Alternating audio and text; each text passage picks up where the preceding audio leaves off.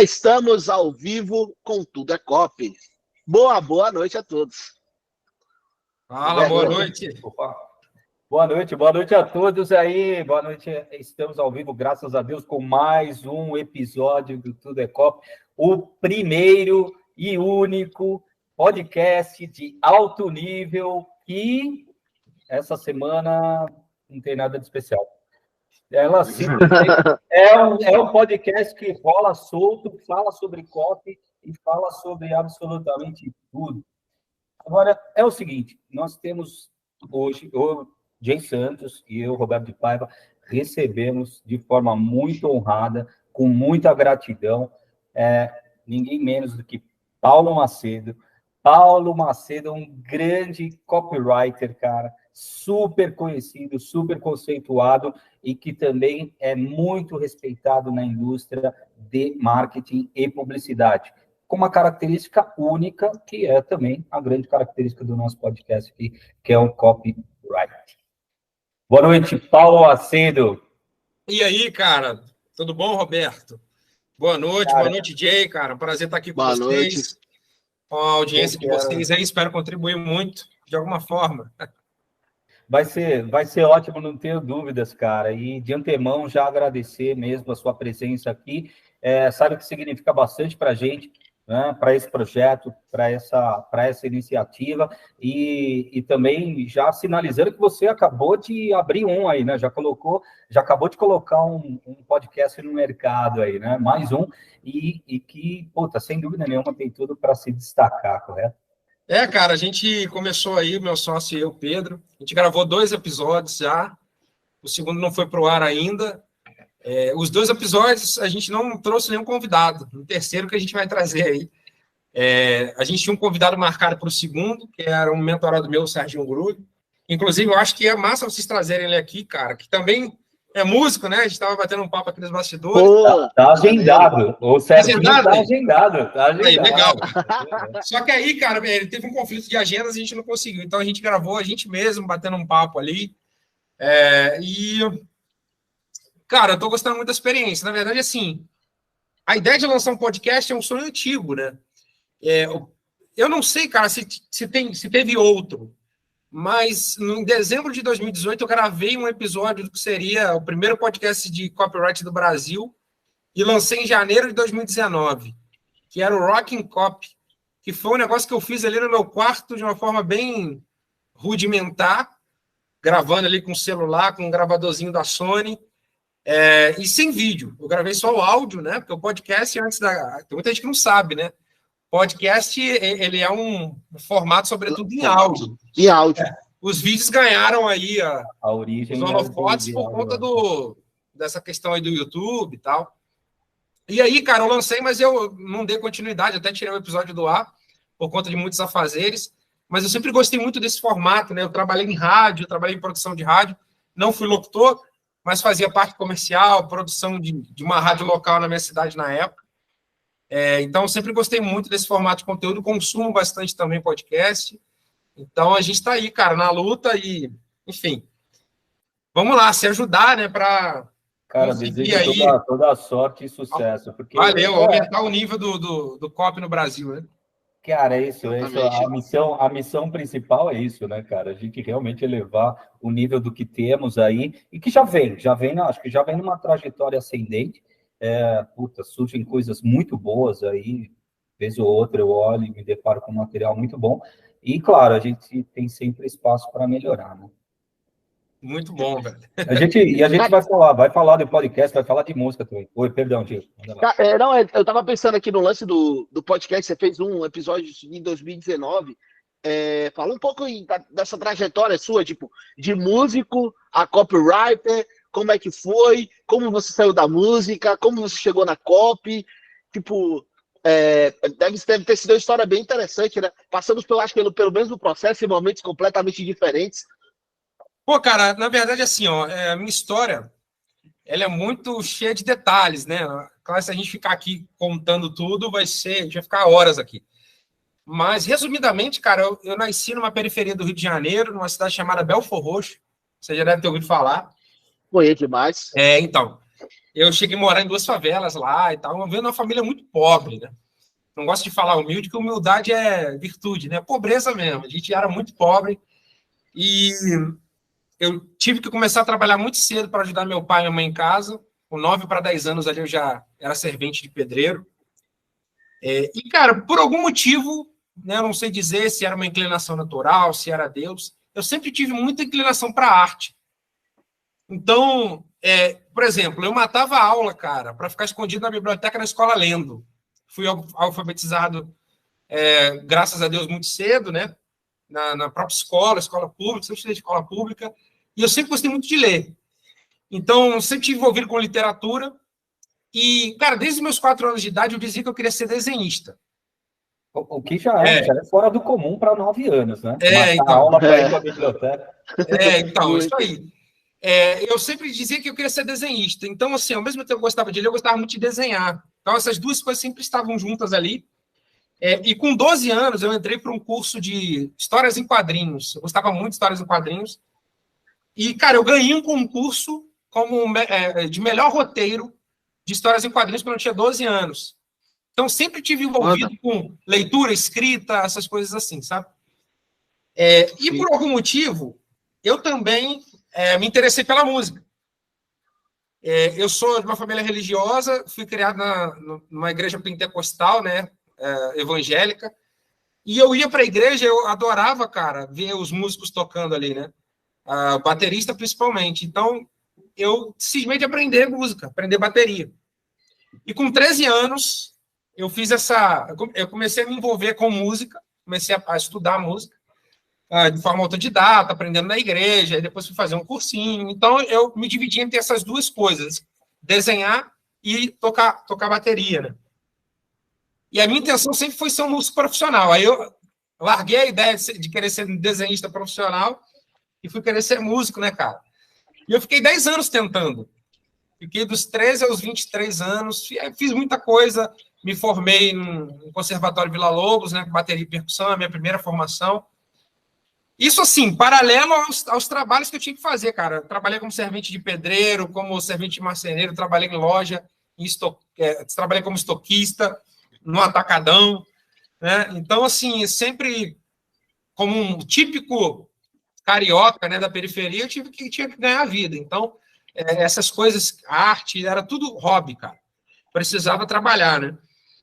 E aí, cara, acontece que em 2010, eu já morava na região dos Lagos, já tinha me mudado, eu caí de paraquedas na área comercial de uma empresa. Eu tinha acabado de ser demitido e eu decidi, cara, arrumar um bico de vendedor. E, cara, eu percebi que eu levava jeito para coisa. Na verdade, os meus resultados começaram a dizer isso. Primeiro, eu fui trabalhar num jornal, vendendo os espaços publicitários desse jornal. E em 3 meses, eu vendi 70% dos anúncios. Sem nunca ter trabalhado com vendas. Aí, cara, nesse ínterim, eu fui oferecer um espaço publicitário do jornal para o dono da rádio da cidade. O cara não fechou, mas ele gostou tanto da minha abordagem que ele falou assim, cara, vem trabalhar comigo, preciso de um vendedor. E aí ele me ofereceu um salário e uma comissão maior do que eu estava ganhando lá no jornal, eu fui trabalhar com ele. Mas isso é importante. Você recebeu alguma técnica, algum treinamento, ou simplesmente foi, tá, agora você é comercial, manda bala, desenrola? Cara, eu sempre gostei muito de ler. Algum tempo antes, eu trabalhava numa papelaria, e dessa papelaria eu conheci um cara que ele foi lá comprar uns livros, tinha uma livraria anexo ali, e ele foi o primeiro cara que disse assim, cara, você leva a gente para vender, já pensou em trabalhar com isso? E isso despertou em mim essa possibilidade. Então, quando eu fui demitido dessa papelaria, que foi quando eu comecei a trabalhar com vendas, eu já tinha lido uma série de livros de vendas, porque eu sempre gostei de ler. Então, na própria livraria ali, eu pegava os livros e ficava folheando na hora do intervalo, na hora do almoço. E eu lembro que o primeiro livro que eu li, cara, que foi o livro que mudou a minha vida, eu tenho um exemplar até hoje. Eu cheguei a encadernar ele, botar um contact ali para proteger, que eu falei assim, cara, foi esse livro que mudou a minha vida, que é Uma Venda Não Ocorre Por Acaso, do Dr. Laí Ribeiro. Com esse livro, na minha cabeça eu tinha tudo que eu precisava para vender. E, de fato, assim, foi o meu melhor início, né? Então, quando eu comecei a vender, eu já tinha uma noção teórica de vendas, mas não tinha uma noção prática. Eu comecei a ter ali em campo. E foi aí, cara, que eu, no período de 1 ano já naquela rádio, eu me tornei sócio dela. por conta do meu desempenho como vendedor. O dono olhou para mim e falou assim, cara, se você como vendedor, você está me fazendo ganhar dinheiro, eu vou te colocar como sócio, né? Foi a pior coisa que ele fez. Porque como sócio eu fui trabalhar na gestão, ou seja, saí do comercial. Aí a burrice dele e minha, né? O faturamento da rádio caiu, mas depois eu voltei, continuei ali como vendedor, botei gente para trabalhar no meu lugar no operacional. E, cara, durante essa minha atuação como empreendedor já, como dono da rádio, eu conheci o mercado digital. Na verdade, eu fui fazer faculdade de marketing. Foi nesse período que eu comecei a faculdade que eu larguei música. Eu falei assim, cara, já que tá dando certo, tô ganhando aqui o dinheiro, né? Comissionado, vendendo, acabei de me tornar sócio de uma empresa, eu vou deixar a música para um segundo plano e vou fazer faculdade de marketing para desenvolver melhor isso que eu tô aprendendo aqui. Que já é foi aí que eu conheci marketing digital. E aí, cara, eu botei na cabeça que eu queria trabalhar com isso. Falei assim, velho... Já é 2011, 2012. Isso, foi nesse período. Entre 2010, 2013 e 2014 ali. 2014 foi o ano em que eu definitivamente, cara, queimei as pontes. Eu abandonei lá abandonei entre aspas, né? Pedi para sair lá da rádio, entreguei minha sociedade e fui trabalhar como redator freelancer, cara, na internet. Eu já tinha feito alguns testes como afiliado, tinha criado meu primeiro site. E aí, quando eu descobri o marketing de conteúdo, que era a produção de textos para a internet, né? Tinha ali um mercado para isso, eu comecei a oferecer a minha mão de obra. Como eu sempre gostei de escrever, eu comecei a pegar os meus primeiros freelas ali. Foi quando eu, de fato, ganhei dinheiro no mercado digital, prestando serviço de redação. E aí eu não parei mais, cara. Fui desenvolvendo um negócio, fui aperfeiçoando ali o processo em torno da minha habilidade de escrever, de me comunicar, e fui fazendo várias coisas até chegar onde eu estou hoje. Legal, então, esse é o meu início aí. Eu resumi mais de 10 anos aí. Quando você começou, nem era copywriter o nome, né? Nem se chamava copywriter no mercado brasileiro. Já se chamava copywriter no mercado brasileiro. Já tinha gente falando sobre isso. A galera do internet marketing, que é essa galera que segue a linha mais do Érico Rocha, Conrado Adolfo, essa galera já falava disso. Eu lembro, cara, que alguns dos primeiros vídeos que eu assisti de marketing digital, o Rafael Bertoni já estava no YouTube falando sobre copyright. Caramba! Só que aí, na minha cabeça, o copyright ele era mais uma técnica que eu usava dentro da produção de conteúdo. Eu não entendia que o copyright era muito mais do que aquilo. Eu fui descobrir depois, num outro momento, que a gente pode testar aqui depois, mas eu entendia que era uma técnicazinha e tinha ali os gatilhos mentais. Por exemplo, eu lembro até hoje uma planilha que eu baixei do site do Conrado Adolfo, que ele falava ali dos gatilhos mentais, né? E eu ficava tentando aplicar aquilo dentro da produção de conteúdo para blog, que era muito mais voltado para o mercado B2B, ou seja, de empresa para empresa. Então, tinha ali as agências de conteúdo, que era Content Tools, Rock Content, a própria Resultados Digitais, né, que é a que idealiza o RD Summit, tem aquela ferramenta lá, RD Station, eles falavam muito sobre marketing de conteúdo e desbravaram aí. E aí eu lembro de seguir o Rafael Reis, com o sócio dele na época, que era esqueci o nome do cara, mas ele tinha um sobrenome Moraes. E eu fiquei dentro desse meio, cara. Até 2017 para 2018 eu fiquei dentro da produção de conteúdo para blog no contexto do marketing de conteúdo. O copyright entrou depois, entendeu? Massa. Quando entrou, por que entrou? Sim, é muito doido que você meio que deitou a música ali de cantinho para fazer grana, né? E dá saudade? Antes de você parar para esse lado, dá saudade de sentar na bateria e ouvir saber que a galera tá te ouvindo? Então, o lance do ego. O músico é um cara que tem um ego muito grande. Falo com experiência de causa, tá? O músico tem um cara que tem um ego muito grande, um ego inflado. Ele gosta de saber que as pessoas estão lhe ouvindo. Então, eu pergunto porque existe a saudade ali, pelo menos em mim. Em você existe? Cara, existe. Só complementar essa pergunta, Paulo. Você citou aí ao longo desse resumo da tua vida que, caiu na área comercial e já se deu muito bem, porque já tinha um conhecimento, pelo menos teórico, sobre vendas, né? E também já tinha toda uma aptidão com escrita.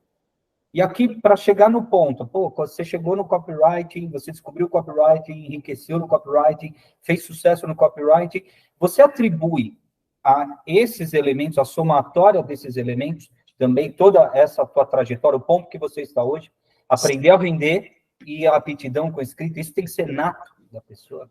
Cara, eu atribuo totalmente. Na verdade, assim, até a música contribuiu.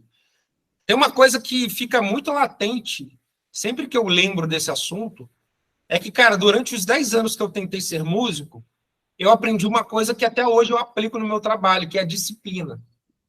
Só para vocês terem uma ideia, entre 2005 para 2008, que foi o tempo em que eu estudei muita música, na época que eu estava na escola de música e tal, eu ainda era muito ferrado de grana, cara.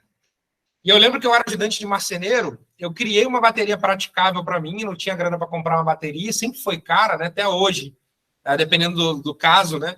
É caro você comprar um instrumento, né? E aí, cara, eu lembro que eu montei uma bateria praticável com madeira e borracha. E eu ficava, cara, eu pegava no trabalho às 8 da manhã, eu morava num sítio, na época, meu pai era caseiro de um sítio, eu morava com ele, e aí eu tinha que ir pedalando, cara, era uma coisa de uns 5, 6 quilômetros, mais ou menos, até o meu trabalho.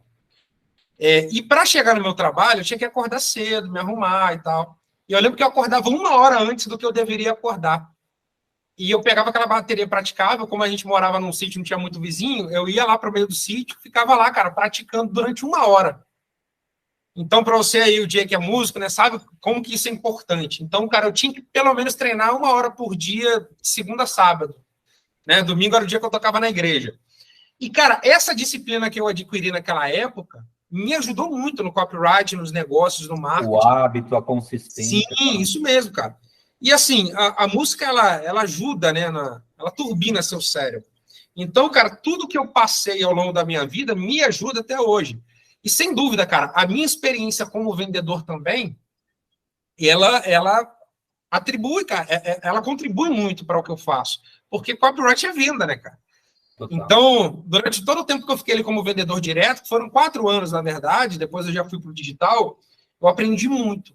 E a escrita, ela sempre, assim, ela não era o primeiro plano na minha vida, mas a escrita e a venda sempre tiveram unidas. Só que, na verdade, elas andavam em paralelo. Na rádio, quando eu era vendedor da rádio ali, eu cheguei a unir elas de alguma forma. O que eu fazia? Eu ali ia de porta em porta, de comércio em comércio, para vender lá os espaços publicitários do jornal, da rádio, e eu pegava as informações que o locutor tinha que colocar no anúncio, no spot ali do rádio para rodar, né? E aí eu lembro que eu, cara, fazia o seguinte, eu fechava com o cliente, já fazia contrato, já pegava o valor da primeira mensalidade e as informações do que ele queria anunciar. Por exemplo, a lojinha de roupa está com uma promoção aí durante o mês de novembro. Então, vamos anunciar essa peça. Eu colocava ali num caderninho. O que eu fazia? Na rua mesmo, cara. Eu lembro que eu fazia prospecção a pé ou de bicicleta. Na rua mesmo, eu já escrevia um roteiro. Então, eu já chegava na rádio com o roteiro para o locutor gravar pronto. Então, isso era copyright, eu não sabia, né? Eu já estava ali, de alguma forma, escrevendo um anúncio. Então, as coisas foram que meio que se encontrando, cara, ao longo da minha vida. Até o momento em que eu chego, em 2017... eu já tinha uma agência de produção de conteúdo, cara, a primeira coisa que eu comecei a fazer na internet, eu quebrei, cara, fali mesmo, por conta de erros de gestão. Isso é até legal para quem está assistindo aí, a galera que é copywriter.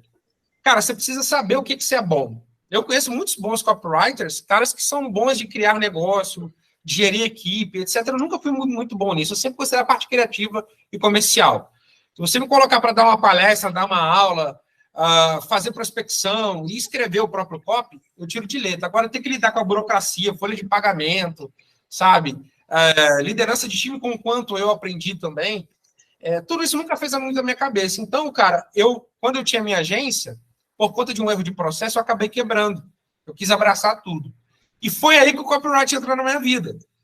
Eu procurei o meu mentor na época, que era o Pedro Quintanilha, e ele me lembrou de um conselho que ele tinha me dado. Eu sempre conto essa história, quem é meu aluno aí já ouviu isso milhares de vezes, né? E ele me lembrou de um conselho que ele tinha me dado, que era justamente virar copywriter. E é engraçado, porque hoje eu tenho visto um movimento no mercado, tá tudo muito misturado. Então, eu recebo alunos nos meus cursos de copy, gente que leram os meus livros, que atuam dentro do mercado de produção de conteúdo, que trabalham com SEO e etc., e se consideram copywriters. Só que na época existia um abismo entre essas duas coisas. Porque o marketing de conteúdo era um negócio muito mais soft, muito mais voltado para o mercado B2B, enquanto copy, quem fazia dinheiro com copy eram os caras que faziam lançamento, ou campanha de marketing direto e tal. Então, eu não tinha essa noção que dava para escrever uma carta de vendas. Na verdade, assim, eu tinha uma noção de longe. Dava para escrever uma carta de vendas e faturar, sei lá, 50 mil reais. Foi quando eu estudei copyright que eu aprendi. E isso aconteceu porque o Pedro me deu esse conselho. Ele falou assim, cara, você precisa virar copyright. Você já escreve bem, você já é um bom vendedor, só que você não está mergulhando disso, cara. E existe um mercado gigante. E foi a partir desse conselho que eu sentei para escrever a minha primeira carta de vendas para vender um produto para ensinar as pessoas a produzirem conteúdo para a internet. E era um produto de assinatura, lá em 2017, isso, chamado Personal Content. O valor da mensalidade era R$29,90 por mês. E eu fiz uma carta de venda e subi no Medium. Não sei se vocês sabem lá o Medium, né? O blog coletivo. Coloquei um link no PagSeguro e comecei a divulgar no Facebook, no LinkedIn, em tudo quanto era buraco da internet. E as pessoas gostaram da minha ideia e começaram a comprar o produto, cara. Era um produto que só existia na minha cabeça. Aí, quando elas começaram a comprar, eu botei todo mundo num grupo do Facebook e comecei a entregar live. Fiz um lançamento semente com a carta de vendas. A primeira carta de vendas que eu escrevi. Essa carta de vendas me gerou R$21.752. Para quem estava quebrado, falido na época, pô, foi um dinheiro que, assim, eu consegui dar uma desafogada. Aí caiu a minha ficha. Eu falei assim, cara, se com uma carta de vendas eu fiz isso, imagina se eu fizer várias. Para quem ainda não está habituado, de repente está caindo de paraquedas, carta de vendas é um termo que a gente usa para copy, é um texto de vendas que a gente coloca numa página ou em qualquer outro formato. E foi aí que eu me tornei copywriter, cara. E, de fato, eu comecei a oferecer esse serviço de produção de texto de venda, anúncio, etc., para os mesmos clientes que tinham me contratado anteriormente para fazer. Como é que era esse processo de prospecção? Como é que você oferecia isso? Como é que você abordava? Como é que você foi aumentando, então, a sua carteira de clientes como copywriter? Eu sempre tive muita facilidade de relacionamento. Então, ao longo do tempo que eu me tornei produtor de conteúdo, eu conheci muita gente. Ia muito para evento, cara. Essa é uma coisa que eu bato na tecla para quem é meu mentorado, quem entra aí nos meus cursos. Evento, cara, evento físico, evento ao vivo. O nosso mercado ele tem muitos eventos interessantes. Eu sempre frequentei esses eventos. Já frequentei como produtor, já frequentei como fazendo parte da produção de uma outra pessoa, já frequentei como participante, como hoje, né, frequento muito como palestrante. Então, eu ia muito para evento. No evento, com as conversas, eu percebia quem poderia ser um potencial cliente. Então, essa era uma das maneiras que eu prospectava. É claro que evento é um investimento, né? Você precisa, às vezes, pagar uma viagem em avião, você precisa investir em roupa, enfim. Cara, mas só o fato de você estar ali já gera o network. Então, essa era uma das maneiras que eu vendia. Você chegou a produzir um no começo desse ano, não foi? Foi, cara. Foi o último que eu produzi, o WordCamp. Foi com o Gustavo Freitas. Eu fiz 2 versões desse evento com ele. E essa era uma maneira. E outra, cara, eu sempre me preocupei muito com o meu posicionamento na internet. Então, eu sempre tive blog, sempre tive site, sempre produzi conteúdo para as pessoas me encontrarem. Eu sei que hoje, né, existem várias maneiras de você vender, fazer teu nome e não necessariamente produzir conteúdo. Só que como, cara, eu passei anos, né, na internet produzindo conteúdo, nada melhor do que fazer para mim mesmo. Então, fez para os outros muito bem feito, gerou venda, então vou fazer para mim. Né? Isso mesmo. Então, assim, muitos clientes chegavam para mim pelo Google. Eu lembro que a primeira página de vendas que eu escrevi, eu tenho essa página até hoje, para vender, oferecer o meu serviço de copywriter, era uma página que eu fiz com SEO, cara. As pessoas encontravam ela pelo Google. Até recentemente eu recebia contatos ali no meu e-mail de gente que caiu por essa página. E eu lembro que a headline era algo assim, imagine um vendedor que vende para o seu negócio 24 horas por dia, 7 dias por semana, 30 dias por mês, não tira férias, não precisa de seguro-desemprego, etc. Aí eu falava que se o cara criasse um copy de vendas, essa copy de vendas faria o trabalho de 20 vendedores para ele, sabe? Então, eu fiz a minha primeira página para oferecer os meus serviços com o SEO e as pessoas encontravam essa página e falavam assim, cara, eu quero contratar você e tal. Então, essa é uma maneira também que eu tinha para prospectar. E quando surge o livro? Porque aí você virou um escritor em série, né? Em massa. Cara, você tem aí, pelo menos o que eu vi, são 5 livros que estão no seu site, mas você tem muitos outros. Entra no teu link da Amazon ali, tem mais alguns ainda. E como é que você também começou, identificou isso como um nicho e... Legal. Então, cara, na verdade, a produção de livros, ela começa antes de eu virar copywriter. O meu primeiro livro foi um livro de ficção chamado Menino que Desenhava o Mundo, que eu fiz na época que eu ainda trabalhava na rádio. E era uma história que eu criei numa aula de redação, no ensino médio ainda. E enquanto eu estava na rádio ali, eu lembro que eu tive a ideia de dar continuidade àquela história e escrevi o meu primeiro livro, cara. Produzi por conta própria, a internet abriu muitas portas para isso, né? Então foi o primeiro livro. Aí, no ano seguinte, eu decidi lançar um outro livro, gostei da sensação, e o livro se chamava O Negócio é Vender, que deu origem ao que a galera conhece hoje como Eu Vendedor, depois eu troquei o título dele, que era basicamente registrando a minha experiência como vendedor direto. Eu entrei ali, caí de paraquedas na área comercial da rádio, do jornal, depois da rádio, e no período de um ano eu me tornei um sócio, né? Então, o que eu fiz? Eu falei assim, cara, eu vou escrever um livro contando o que eu fiz para vender muito e me tornar sócio dessa empresa.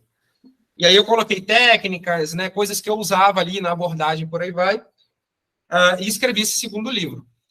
Aí, já entrando para o mercado digital, eu escrevi um livro sobre redação freelancer, que é a redação freelancer dos primeiros clientes a sucesso no mercado, que era um e-book que eu vendo ainda na Amazon, né? E esse já registra a minha trajetória como redator freelancer. Em seguida veio a Arte Escrever para a Web, que já registra a minha atuação como produtor de conteúdo. Então, assim, os meus livros, eles têm essa peculiaridade. Eles catalogam, né, as fases da minha carreira. E aí, quando eu me tornei copywriter, o que eu fiz, cara? Eu lancei um primeiro treinamento, se chamava Copywriting Escrita Poderosa. Foi em 2018. Começo de 2018. E aí, eu escrevi uma apostila para o curso. E a apostila se chamava Copywriting, o método centenário de escrita mais cobiçado do mercado americano. A capa dessa apostila era vermelha e tinha uma foto minha segurando uma máquina de escrever, né? Que era mais ou menos isso aqui. Essa capa aqui foi refeita por um designer de capa, mas a versão beta dela era isso aqui. Eu tive essa ideia.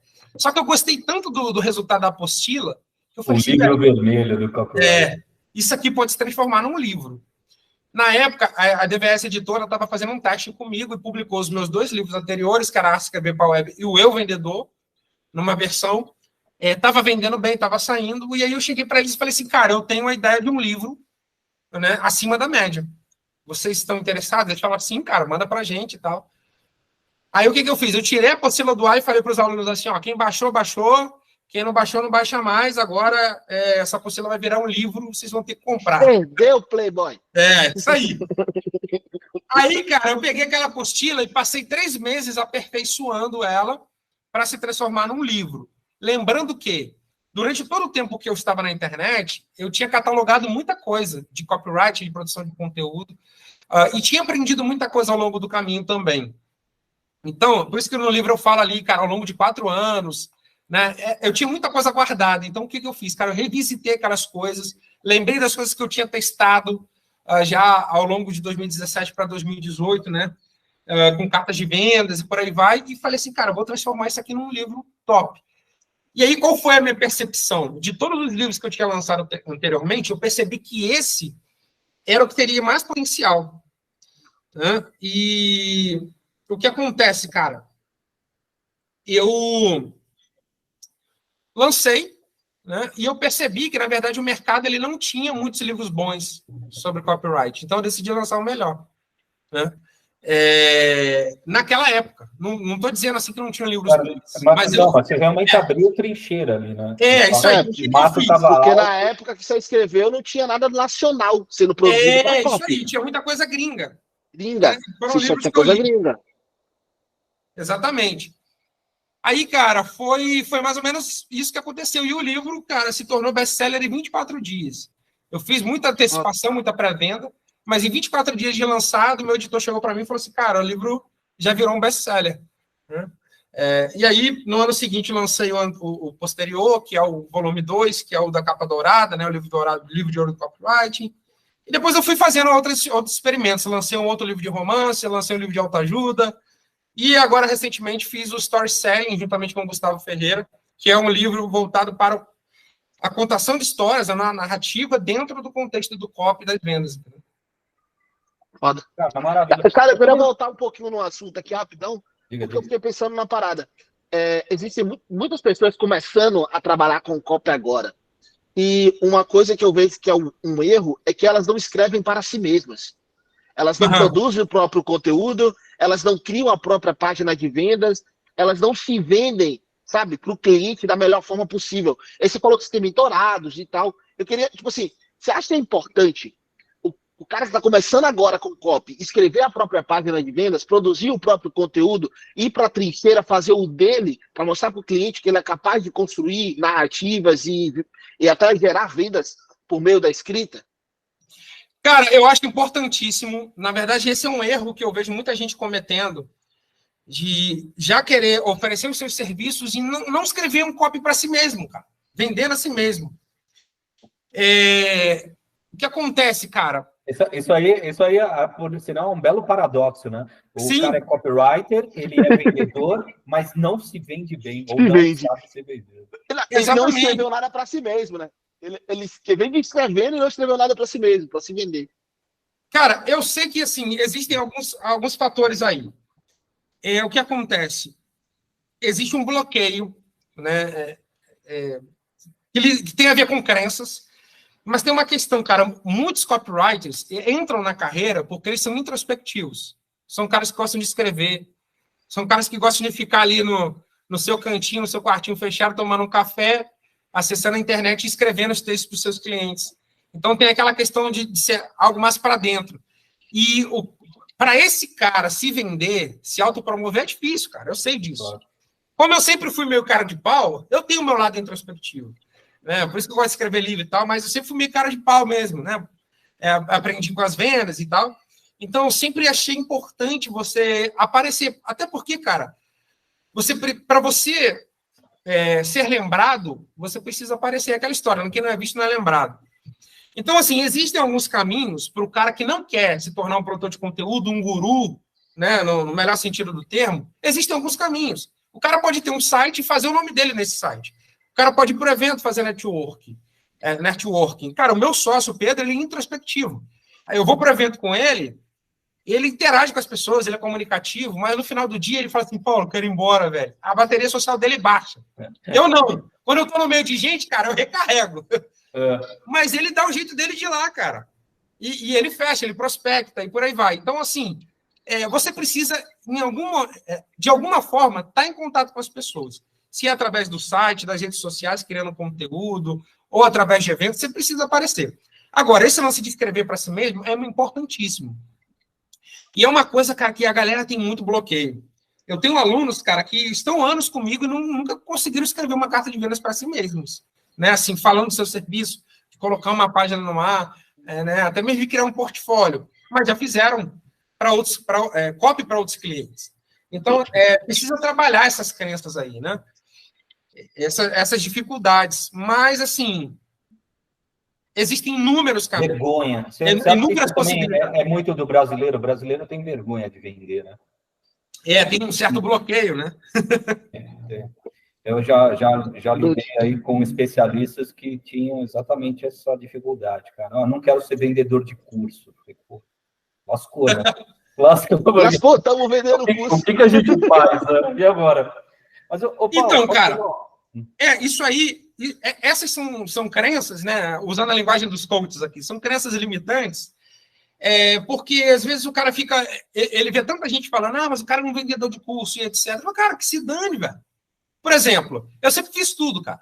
Eu sempre fiz prospecção direta, prestei serviços, criei agência, e aí criei livro, depois fui fazer curso, mas os cursos vieram como uma necessidade.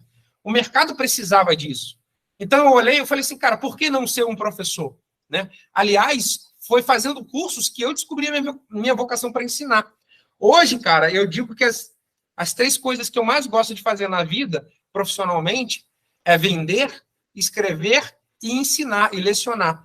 Não à toa que hoje eu sou professor de MBA da USP, né, professor de marketing da matéria da grade de copywriting, dei aula no MBA do marketing, vendas e geração de valor lá com o Flávio Augusto pelo Grupo Primo. Então as pessoas reconhecem essa facilidade que eu tenho de ensinar, elogiam a minha didática, e eu não descobriria isso se não tivesse lançado meus cursos na internet. Então, às vezes, as pessoas ficam limitadas a esses preconceitos. Não é porque você vai lançar um curso que você vai virar um falso guru ou que você vai ser um charlatão. Não, cara. Existem muitos bons cursos. E, na verdade, a educação é um mercado. A internet vive de produção de conteúdo e de educação, de ensino mesmo. E por que não aderir isso, entendeu? Então, as pessoas, às vezes, ficam com esses melindres e estão deixando muito dinheiro na mesa e estão privando o mundo de uma boa mensagem. Porque, muito mais do que o dinheiro, tem muita gente que poderia estar, nesse momento, ensinando, colocando para fora aquilo que eles aprenderam e estão com esse negócio, não quero ser um professor, não quero ser um dono de curso. E, cara, eu acho uma besteira. Então, tem um outro lance também, que é se privar do mundo, né? O cara que ele não faz algo... E a gente não tá falando, não vou ensinar, não vou me vender, porque isso, aquilo, cara, tá se privando do mundo.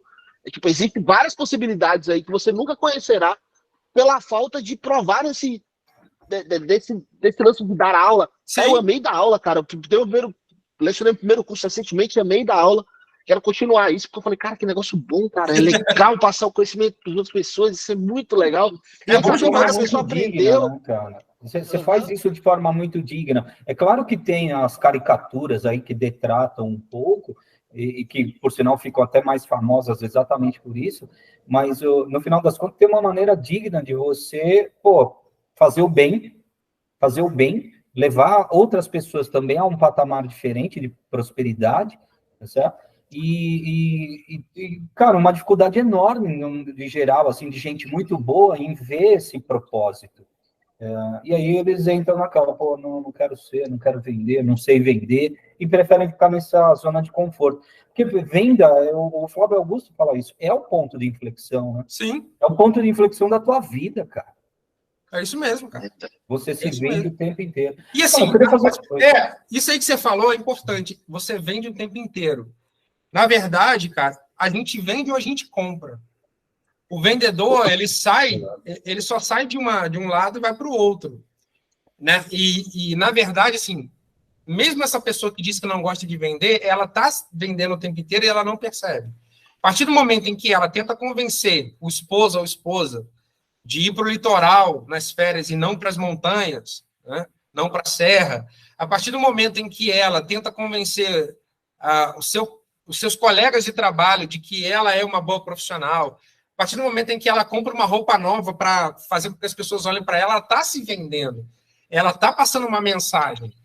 Nós, vendedores, o que a gente faz é simplesmente olhar para aquilo e fazer com mais intencionalidade. Né? Então, eu conheço, cara, baitas vendedores que são tímidos.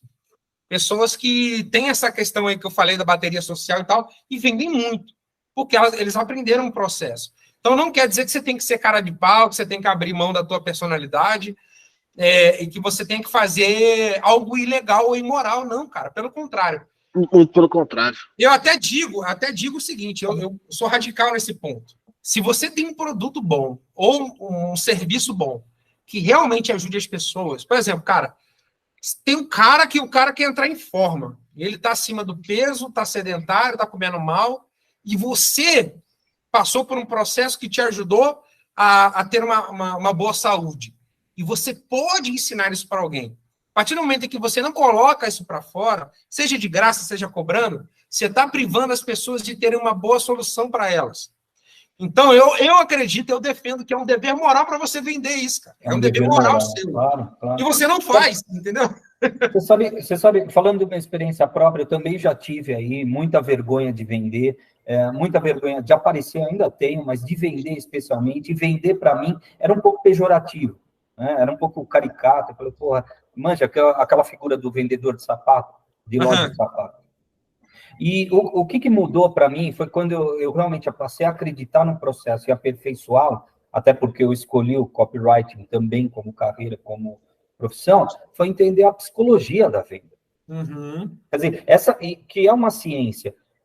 Venda é muito mais do que você falar assim, tá aqui meu produto, toma, é bom para você. Porra, você acabou de descrever. Quando você entende o problema da outra pessoa e enxerga uma trajetória, um caminho para fazer ela sair daquele ponto A e melhorar, é isso que você vende. E aí você tem que ser psicólogo também, cara. Você tem que entender o ser humano. Para entender o ser humano, porra, não tem coisa mais gratificante do que você ver, então, alguém que comprou um produto teu, um serviço teu, se sentir satisfeito e com resultados. Essa pessoa vira um fã. É isso mesmo, cara. Vira um elogiador, não, um elogiador, um divulgador. Funcionador. Ó, cara, pode falar. Pode falar, Paulo. É porque eu ia falar do lance que veio na minha cabeça, que agora até peguei uma anotação minha para reler, que veio na minha cabeça hoje, que é o lance de que as pessoas querem comprar o tempo todo. As pessoas vivem para comprar, né? Quanto mais a tecnologia avança, mais se tem coisas para comprar. O que a gente faz é só aplicar pressão para que a pessoa não demore a comprar. É só uma pressãozinha. É isso mesmo. Aplicar uma a gente usa as melhores técnicas. Gatilho mental é um jeito de aplicar a pressão de um certo modo. Storytelling. Você vai apertar a pressão de outro certo modo. Você só tá aumentando a pressão pro cara falar assim, eu tenho que comprar agora esse negócio. O cara vai lá e compra. Mas ele compraria de qualquer jeito. As pessoas estão afim de gastar, né? O dinheiro não... É o sentimento do cara, sobrou um dinheiro esse mês, o que é que eu faço com ele? Não sei se você tem essa sensação. Para aumentar essa confiança, é um passo a passo. Ô, Paulo, sobre um dos seus livros, cara, aqui eu queria fazer uma pergunta mais específica mesmo. Você é autor, então, dos diversos best-sellers aí que abordam diferentes aspectos do copyright. E aqui você salientou que, mais do que técnica, você relata a tua trajetória, a tua experiência. Certo? Você tem uma história, uma situação em que uma técnica específica mencionada lá no seu livro, o livro vermelho do copyright, foi aplicada com sucesso e resultou um puta case de sucesso pro teu cara, campo? O case que eu mais cito e que eu tenho muito orgulho de ter feito, por alguns motivos, eu tenho vários que eu poderia citar, né? O ano passado, por exemplo, eu fiz muitos lançamentos, cara. Eu voltei para o circuito de lançamentos, sabe, que eu tinha... E fiz lançamentos de grandes figuras da internet. Em todos eles eu usei as técnicas que eu ensino no livro. Mas esse case em específico, ele tem algumas peculiaridades. Por quê? Ele foi feito no contexto de pandemia, para vender um livro que eu já tinha lido, de um autor que eu gosto muito, que é o Napoleão Hill. E durante a pandemia em 2020, cara, eu fui indicado pela Lina Cardoso, que é uma grande assessora de imprensa para escritores. Ela me indicou para a Citadel Editora. E aí a Citadel me contratou para fazer 3 lançamentos seguidos, de 3 livros do Napoleão Hill em português. Um era O Mais Esperto que o Diabo, o outro era O Quem Pensa Enriquece, e o terceiro era o Atitude Mental Positiva. E o primeiro, né, que é O Mais Esperto que o Diabo, cara, é de longe um dos meus maiores cases, porque durante o ano da pandemia, as pessoas estavam ali naquele lance de lockdown e tal. A gente fez o livro vender mais de 234 mil exemplares, cara, naquele ano. É claro que não foi somente pelo meu copy, né? Foi uma campanha inteira, foi muito esforço envolvido ali da editora, distribuição, verba. Tinha lá a figura do Thiago Negro, que prefaciou o livro, né? E meio que apadrinhou ali. Mas, cara, o copy, eu lembro que, assim, não sei se vocês são dessa época, mas alguns anos atrás, sei lá, 8, 9 anos, a galera usava muito aquele e-mail que o Érico Rocha criou, que era, né, nossos servidores caíram. Tanta gente que entrou lá no carrinho. Vocês lembram disso, né? Cara, isso aconteceu de fato nesse lançamento. O tráfego foi tão grande, inclusive quem fez o tráfego foi meu grande amigo Renato Medeiros, que é um baita gestor de tráfego. O tráfego foi tão grande, cara, que o site caiu. E eu lembro do dono da editora desesperado. Gente, o site caiu. Porque a gente conseguiu levar muita gente para aquela página. E o livro vendeu muito, cara. A gente está falando aí de um livro que se tornou o best-seller número 1 do Brasil. Ele ultrapassou 12 mil títulos que foram lançados naquele ano. Então tem todas essas peculiaridades. E eu usei as técnicas que eu ensino no livro, especificamente storytelling, ou storytelling, né, se você preferir. Porque o livro, o copy do livro foi feito com base numa história, na própria história do... Eu lembro desse lançamento, pô. Eu comprei esse livro nesse lançamento. Não tá aqui o livro, porque tá em algum lugar, em alguma casa de alguém da minha família que pega livro emprestado, mas eu comprei esse livro no seu lançamento. Todo lugar que eu vou palestrar, que eu conto esse caso, ou que eu vou ensinar storytelling, eu pergunto, alguém tem um livro mais perto que o diabo? Um monte de gente levanta a mão. Eu falo, provavelmente vocês caíram no meu copy. Até a descrição da Amazon foi eu que escrevi, né? Então, esse case, cara, foi muito, muito legal. Eu tenho muito carinho de ter feito ele. Eu guardo com muito carinho o copy. E aí, cara, os 2 copies seguintes, que foram feitos para o Quem Pensa Enriquece e o Atitude Mental Positiva, também tiveram um sucesso aí, muito êxito, e usei as mesmas técnicas. É legal a gente falar disso, do lance de... Cara, você é copy, cai em copy? Cara, caiu com muita frequência. Eu gosto de cair em boas copies. Eu gosto de cair em boas copies, porque eu volto na copy e falo, rapaz, que é bom mesmo, que escreveu aqui, eu comprei o produto, deixa eu voltar aqui e dar uma lida. Eu volto lá, dou uma lida, dou uma estudada. Cara, é muito bom você pegar um bom produto, você comprar um bom produto, faz muito bem, não só pra... Sei lá, eu não tô falando só de... que o Mais Perto do Diabo é um bom livro, né? Ele é além de ser um bom livro, ele é um bom produto. Mas que seja uma pasta de amendoim, sabe? Sim. O cara fez uma boa cópia e você comprou a pasta de amendoim, a pasta de amendoim chegou na sua casa, ela era realmente boa, né? Então é gostoso passar por essas coisas. Muito bom. Eu de fato gosto. Essa deu certo. Agora, você tem algum episódio em que o desafio foi realmente grande e o barco estava quase afundando ali e por algum motivo você fez uma revisão, você aperfeiçoou tua copy e ela foi determinante, então, para o negócio deslanchar? Cara, eu não vou citar especificamente um copy, mas tem um episódio que eu sempre conto. Eu gosto de contar dos fracassos, cara, porque a gente vive num contexto, né, que as pessoas só gostam de contar a vitória. Né? Todo mundo você olha para o cara ali e você acha que ele sempre teve sucesso. E não, você não conhece os bastidores. Eu gosto sempre de revelar os bastidores. E, cara, desde que eu comecei como empreendedor, eu tive muitos altos e baixos. Mas eu lembro que no meu primeiro ano, foi no ano que o livro vermelho se tornou best-seller, eu fiz 7 copies consecutivos que deram errado. Foram 7 projetos, eram projetos promissores, era gente legal, que eu gostava de trabalhar, produtos promissores, e por algum motivo, cara, na verdade, hoje olhando para trás, eu vejo quais foram os erros que eu cometi. Era um erro muito mais de mentalidade, de comportamento, e de problema de gestão, novamente, né? Graças a Deus eu superei isso. Mas foram 7 projetos, 7 lançamentos, campanhas, etc., que deram errado, que deram prejuízo, que não converteram, que não foram bem. E aí, cara, eu entrei numa crise existencial muito grande. Eu sei que você perguntou especificamente de um copo que mudou, mas a viradinha de chave foi comigo. E aí eu entrei numa crise existencial muito grande e comecei a achar que eu era uma farsa. Aquela história da síndrome do impostor. Já rolou com todo mundo, velho. E aí eu lembro, cara, que eu entrei numa crise e falei assim, velho, eu vou sumir do mercado. Detalhe, eu tinha acabado de virar best-seller com um livro de copy. E aí eu tinha feito 7 copies consecutivos que deram errado. Eu falei assim, velho, eu sou um mentiroso. Mas esses casos foram a copy especificamente ou foi um conjunto de coisas? Porque o avião não cai, né? Foi um conjunto de coisas, mas pelo menos na maioria que eu lembro ali foi copy ruim mesmo, cara. Eu não estava performando bem. Mas aí o que aconteceu? Eu procurei um amigo meu, que é o Gustavo Ferreira, que lançou o livro comigo. Ele foi o meu primeiro professor de copy. Eu mandei, cara, uns áudios de 5 minutos para ele, sei lá, uns 5 áudios de 5 minutos ali desabafando com ele, falando, velho, eu vou desistir. Não acho que é isso, e por aí vai. Ele já estava fora do mercado na época, só que ele tinha muita experiência. E aí ele me trouxe uma estatística, cara, que virou a minha chavinha. Ele falou assim, velho, você sabia que de 10 projetos, de 10 copies, né, um bom copywriter acerta 3. 2. Caralho. O cara tinha essa estatística. Fiquei feliz agora, cara, não saber dessa estatística. Então, ele falou assim, cara... Me muito menos pior. E aí ele me explicou o seguinte, ele falou assim, cara, de 7 projetos, 7 copies que você lança, você muda a headline, você muda a oferta, você muda o público, etc., e não converte. Aí você precisa fazer outra, testar nova e tal. Ele foi me explicando isso.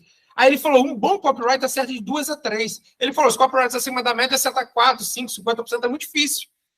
Aí, cara, aquilo para mim, assim, foi um alento. Que eu falei assim, eu acabei de errar 7. Eu tenho 3 para acertar.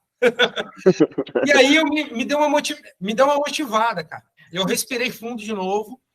E foi nesse período que, mais uma vez, eu levantei a cabeça e decidi lançar um outro projeto meu, que foi o Ultimaker Pro, que foi um clube que fez muita... Não sei se vocês conhecem, ouviram falar, mas ele, principalmente no ano de 2019, muitos copyrights que estão hoje no mercado passaram por esse clube.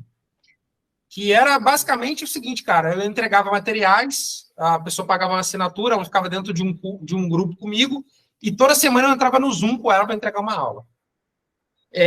Aí eu fiz uma outra carta de vendas para vender isso, e lancei, cara. Eu peguei uma verbazinha de tráfego e tal, e deu muito certo. Eu lembro que chegou um determinado momento que eu comecei a faturar 30 mil reais. Eu gosto de falar de número, né? Porque o copywriter gosta de ouvir isso. Eu lembro que eu estava faturando 30 mil reais por mês com assinatura, com recorrência, da galera que estava entrando ali para aprender copy comigo. Então, foi um copy que rodou quase um ano e me trouxe novos assinantes. Aí, depois disso, eu lancei outro livro, que foi o Livro Dourado, foi logo depois disso. E aí eu fiz uma campanha muito bem sucedida também, com uma big idea, que até hoje eu tenho muito orgulho de ter escrito, que era Cérebro de Ouro? Essa era a pergunta, né? A big idea ali. E aí deu muito certo também, e aí, cara, eu fui me acertando a mão, sabe? Então, eu sei que você perguntou de um copo específico, mas eu precisava de um ajuste ali. Quando eu ajustei e tive essa noção, aí eu acertei a mão e comecei a vender de novo. O case é exatamente isso. Aliás, só complementando, é só uma coisa que o pai sempre fala, né? O pai, o Ícaro de Carvalho. Cara, você não se torna copywriter. Né? A vida te forma. Sim. A vida, a adição de experiências, a adição de vivências vai fazer. E não é à toa, você pega os Estados Unidos ali, copywriter é tudo cabelo branco, né? É, isso mesmo, cara. Ali. O Dan Kennedy tem quase 50 anos de carreira, velho. De carreira. Mas é isso mesmo, cara. Inclusive, você falou do Ícaro. Eu conheci o Ícaro, cara. A gente estava começando junto. A gente trocava muita ideia no Facebook, no Messenger. E, cara, a gente falava muito de copy naquela época. Ele que me apresentou o David Ogilvy. Eu comprei o livro do Ogilvy por indicação dele. E ele se tornou-se gigante, assim, cara. Um baita comunicador, um baita marqueteiro. E é um cara que de vez em quando eu recorro, cara, para perguntar alguma coisa. Cara, que bom, velho. Inteligentíssimo. Aqui somos todos alunos dele. Ah, legal. O lance de saber lidar com a derrota, eu acho que é uma das principais coisas que o copyright tem que desenvolver ao longo do processo de autoformação. Porque, cara, eu até cheguei a falar isso aqui, acho que em outro podcast, que eu tive... Os meus primeiros trabalhos como copy não foram como copy, assim, né? Eu comprei fórmula de lançamento em 2018, 2019 eu fiz 6 lançamentos, 6 deram certos, 2020 eu fiz 2 deram certos, depois eu tive meu primeiro lançamento ruim. Bicho, meu primeiro lançamento ruim me destruiu. Então, tipo assim, eu não tava pronto para aquilo, eu falei, eu achei que eu só acertar, cara, eu vi só de... E aí, depois que eu percebi, cara, então tá bom, vai ter uns que vão ser muito bons, vão ter outros que vão ser só legais, vão ter outros que vão só se pagar, e vão ter uns que vão ser péssimos, eu vou ter que tirar dinheiro do bolso. É esse o trabalho. Ah, ok, agora eu sei lidar com isso. Mas eu acho que é bom esse lance de falar das derrotas é importante por isso, né? O cara que tá entrando agora, ele tem que estar ciente de que, olha, vão ter momentos muito bons, mas momentos que não serão tão bons assim, e você vai aprender com eles, né? Exatamente, ó, cara, eu publiquei hoje um carrossel lá no Instagram, em que eu conto do ano de 2021. Eu sempre gosto de falar das minhas derrotas, mas eu não gosto de falar durante, né? Até porque, assim, quando você expõe alguma coisa na internet, tem muita gente que gosta de acompanhar para te ver se ferrar, né? Então, eu tenho esse cuidado. Quando passa, eu superei, eu falo assim, velho, ó, aconteceu isso e eu tô aqui, vivo. Mas no carrossel ali, eu conto que em 2021, ou seja, eu já tinha tido esse sucesso, já tinha... Cara, o ano 2021 foi um ano inteiro de azar. Eu chamo de maré de azar. Eu fechei um contrato milionário com uma grande lançadora no começo do ano. que era um contrato, cara, que me deixaria bem, assim, por muito tempo. Aquela oportunidade que cai no seu colo e você fala assim, velho, chegou o momento, sabe? Uhum. E eu fechei e ele deu muito errado. Na verdade, ele não me trouxe nenhum benefício, só trouxe prejuízo, implicação jurídica. Eu fiquei meses sem poder vender os meus produtos, preso juridicamente. Fiz um lançamento que foi muito...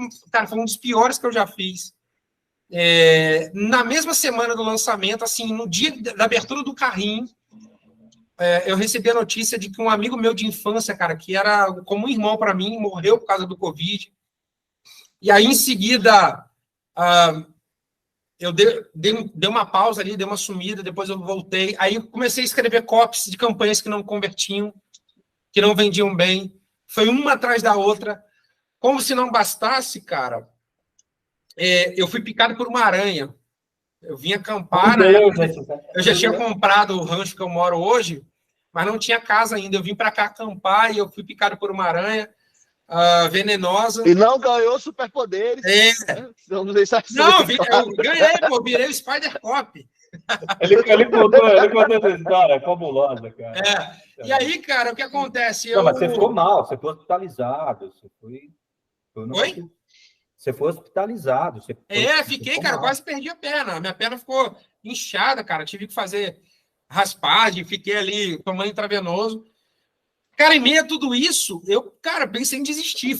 Mas foi muita porrada uma atrás da outra. Aí eu falei assim, quer saber, velho? Eu vou fazer o contrário. Eu abri um desafio chamado Desafio Eu Me Recuso a Dar Errado. Eu já tinha usado essa hashtag algumas vezes. E aí eu falei assim, cara, durante 30 dias eu vou entregar tudo que eu sei sobre negócios, marketing, copywriting, vou trazer convidados, etc. Eu vou doar, velho. Eu vou doar, eu vou transbordar. Não importa se eu estou todo cagado. E aí, cara, eu fiz esse desafio, pouca gente entendeu, porque geralmente o desafio você faz 7 dias, abre o carrinho para alguém comprar alguma coisa. Não, eu fiz 30 dias de live, só ensinando, aí fazia oferta, claro, mas no final desses 30 dias, qual foi a ideia? Eu falei assim, cara, eu vou produzir conteúdo e isso vai dar origem a um material que se transformou no livro Eu Me Recuso a Dar Errado, que é esse aqui. Mostra aí pra gente. Aí. Cara, aí, durante esse desafio, eu fechei 2 bons contratos, que um foi com... Eu vou até citar o nome aqui. Um foi com a Priscila Asilo, ela me contratou para dar um curso lá na comunidade dela. E o outro foi para a Stage, do Grupo Primo. Foram contratos assim que naquele ano me marcaram, que foi após isso. Então, cara, muito do que acontece com a gente vem de circunstâncias. Você não pede para aquilo acontecer. Mas, às vezes, quando você está tomando a porrada, você entra num estado de espírito, você entra no modo de sobrevivência, que eu chamo. E isso te atrapalha, porque você não percebe, você está ali tomando porrada, mas o seu estado de espírito, se você conseguir superar aquilo e falar assim, velho, eu estou aqui apanhando, mas eu sou forte, caramba. Né? Ser antifrágil, que é uma coisa até que o Ícaro fala, né? Lá do Taleb. As coisas começam a mudar, cara. Então eu comecei a prestar atenção nisso. E aí o que aconteceu? Fechou o ano 2021, que foi um dos piores anos da minha vida, né? Posso até vender esse testemunho para o Pablo Marçal.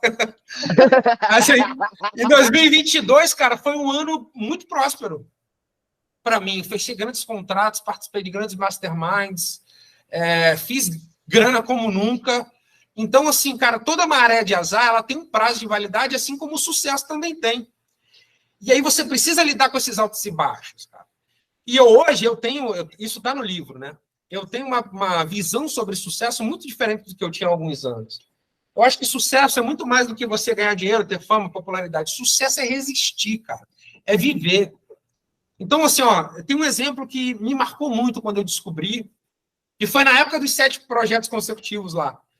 O Herman Melville, cara, que é o autor do livro Moby Dick, que é um dos grandes romances da modernidade, né? Esse cara foi um escritor que fracassou, cara. Ele escreveu 1 ou 2 livros que tiveram sucesso relativo e depois ele não emplacou mais nenhum livro. E ele escreveu até o final da sua vida e ele morreu como um desconhecido. Você tem uma ideia? A rede social da época era o jornal, né? A revista. Não fizeram uma notinha sobre o cara. Mas depois que ele morreu, um editor olhou para o Moby Dick e falou assim, cara, isso aqui é um baita livro, vamos republicar. Lançaram o livro e o livro se tornou um sucesso mundial. esse caso, cara, me deu uma lição de vida muito grande, que não tem garantia nenhuma que você vai dar certo na vida. Mas a partir do momento em que você não desiste, que você decide não viver como um merda, você já tá vencendo, cara. Já tá vencendo. Se recusar a dar você errado. Falou Né? disso Daí, se recusar a dar errado o tempo inteiro. Você falou isso daí, eu lembrei de Divina Comédia, né? Que era só comédia. O autor não viu ninguém ler. Não viu, só as pessoas descobriram também. 50 anos depois, porque alguém que era fã ficava recitando na praça pública, e as pessoas, caramba, que história maravilhosa, o cara recitava todo dia um capítulo, e as pessoas começaram a voltar, pum, Divina Comédia, maravilhoso. Não, olha que louco. Mas 50 anos depois, se a gente for olhar para uma obra da, só para concluir aqui, uma obra da música, o Johann Sebastian Bach foi descoberto 110 anos depois da sua morte. Imagina 110? Você, 110. Caramba, as músicas dele. É sério isso, velho? É sério isso. É o seguinte, o que a gente tem de estrutura musical hoje foi construído por Bach. Antes de Bach, a música era modal. Hoje a música é tonal. Quem quiser saber sobre isso, dá uma pesquisada no Google, o Google vai te explicar a diferença de música modal para música tonal. E Johann Sebastian Bach foi o cara que criou música tonal. Ele foi descoberto 110 anos depois da morte. Ele morreu como professor, 11 filhos, dava aula de música na igreja dele e morreu assim, ó, vida simples. Hoje ele é um dos maiores músicos o nome dele está na história da música mundial, porque não existe música como a gente vê hoje sem ele. Então, tipo, 110 anos, irmão, não faz nem sentido, 110 anos, velho. O cara não viu o próprio sucesso, né? É muito doido, velho. É muito doido. O que a gente vê muito comumente aí o ego é o seu pior inimigo, né? Não é à toa. Quer dizer, saber lidar com altos e baixos e mais do que buscar incessantemente o sucesso, mas se recusar a dar errado, talvez seja o fundamento, cara, do teu progresso, pô, de você viver o processo, aproveitar o processo, se divertir, sobretudo, isso mesmo, cara. Durante o processo. Tem um sentido, como dizia o Viktor Frankl, né, cara? Você tem um sentido, as coisas fluem, né? O problema é quando você vive sem sentido, e aí você não suporta o processo. Não sabe para onde ir. Paulo, sobre técnica específica, né? Você agora com essa coleção de livros e também com essa coleção de aulas, né, de didática que você já tem e já dá, você consegue identificar um conceito ou uma estratégia que é subestimada aí pelos profissionais de marketing, cara, e que traz resultados excepcionais? Para ser honesto, tudo que você falou até agora já respondeu, né? Mas você tem algo assim que destaque, cara, que o pessoal negligencia, mas, pô, e é uma bobagem, você sabe que dá certo e pode funcionar muito bem? Tem algumas assim que me vem à cabeça, mas uma delas é o próprio storytelling. Muita gente fala disso, muita gente ensina isso, mas eu vejo que muitos marqueteiros não pensam em storytelling, ou deixam por último, ou acham que é apenas mais uma técnicazinha. E, na verdade, cara, o storytelling, ele, às vezes, é a mensagem, é o discurso. O Seth Godin, ele diz, cara, que todo profissional de marketing conta uma história. Você precisa contar histórias. Hoje, as marcas que lideram qualquer mercado que você lembrar aí, elas apostam em storytelling. Você pegar os maiores especialistas da internet, né? A gente falou do Ícaro aqui. Minha pátria, minha família. O cara criou um jargão ali. Isso é um storytelling. Né? A forma como ele mostra a vida dele, que eu, inclusive, nunca curti muito essa vibe, né? De eu fazer, mas acho muito interessante a forma como ele faz. Você pega... E aqui, sem juízo de valor, sei que tem gente que gosta e não gosta, né? A partir do momento que se torna famoso, você tem ali os clubinhos. Mas, cara, o Pablo Marçal, o Wendel Carvalho, todos esses caras contam histórias. Eles contam histórias todos os dias. Leandro Aguiari, que é um cara que fala disso mais abertamente. Você pega as maiores referências da internet hoje, eles apostam em storytelling. Então, eu acho que é muito subestimado. E eu só cheguei onde eu cheguei, cara, por causa do storytelling. De contar minha história nos livros, de escrever ali cartas de vendas bem-sucedidas usando storytelling, de falar para as pessoas Vocês podem ver que, cara, aqui a gente começou falando o quê? Da minha trajetória, da minha história. Então, é a forma como você conta a história que faz a diferença. Essa é a técnica, cara. Na verdade, esse é o ingrediente principal de uma mensagem de marketing que, às vezes, as pessoas negligenciam. Na capa do livro Story Selling, tem uma citação do Gary Halbert, que fala assim, ó, você sabe qual é o ingrediente que mais falta numa mensagem de vendas? Uma história interessante. Narrativa, boa narrativa, é um componente vital de uma campanha de marketing. Então, eu acho que isso é muito subestimado. Mas, assim, falando especificamente de escrita de copy, eu vejo hoje muitas pessoas errando no básico e eu tenho alguns conceitos do porquê que isso acontece. Eu vejo as pessoas negligenciando o poder de uma promessa específica ou de uma boa promessa. Eu vejo muitos copies, cara, sendo lançados com promessas rasas, com promessas que não são tão fortes. Isso acontece por alguns motivos. Primeiro, grandes figuras da internet, elas geralmente criam uma mensagem, um discurso que seja mais topo de funil, que pegam as massas. Então, por exemplo, tem um cara que, sei lá, ele se posiciona como especialista em redação publicitária, ou tráfego pago e etc., mas ele quer que a tia da cantina da escola aprenda com o curso dele. Por quê? Porque assim ele consegue escalar, né? E aí, cara, para pegar essa galera, você não pode, às vezes, ter uma promessa muito específica. Sendo que, como esses caras são referências, muitos copywriters que estão entrando no mercado não percebem que, às vezes, você não vai ter o tráfego que o cara tem, você não tem a estratégia que ele tem, você não tem o background que ele tem, e, às vezes, você precisa lançar um produto pequeno para você começar a vender, e aí você vai e copia aquele mesmo modelo de promessa que ele lança na página dele. Porque está dando certo. Está dando certo, você vai imitar. Só que, cara, falando de marketing de resposta direta, o que vende é uma promessa específica de transformação, uma promessa forte, sabe? Então, eu vejo que as pessoas estão errando nisso. Não é que seja negligência, porque elas não sabem. Elas aprenderam copy com um cara, olhando lá, de repente, um cara que é grande no mercado e tem ali essa pegada de topo de funil. E eles não conseguem fechar essa chavinha e virar outra, de que quando você vai vender para um público específico, você precisa atingir uma dor específica ou um desejo específico e etc. Estava falando isso hoje num grupo de mentoria que eu tenho aqui. Então, essa é uma coisa que eu tenho percebido e que eu acho que as pessoas precisam ficar atentas, tá? Você falou isso aí? Ao contrário, você acha que a gente corre um risco e isso está se perdendo? Isso pode sumir? Ou ainda tem uma força que simplesmente ainda não foi descoberta? Como assim? Fala isso, essa promessa, a promessa forte, a promessa estudada. Quer dizer, isso implica pesquisa antes, certo? Sim, Para sim. você fazer você precisa de uma pesquisa. Porque eu já vivi uma situação que eu falei, precisamos fazer uma pesquisa. Cara, eu fui atacado. Não dá para fazer, Dani, isso é uma perda de tempo. Eu falei, caraca, velho, onde que a galera estudou, né? Era uma equipe, eu falei, gente, só eu sou alienígena, não estou falando de pesquisa. É para eu saber o que entregar, né? Mas você acha que isso você acabou de dizer tem risco de sumir? Ou é um momento que a gente está vivendo? O pessoal está repetindo que está dando certo, esquecendo de fazer uma promessa forte? Ou isso é uma fase? Cara, eu acho que sempre vai ter essa coisa mais rasa de topo de funil, porque a internet ela vive da imagem, né? O Instagram, essa coisa mais instagramável e tal.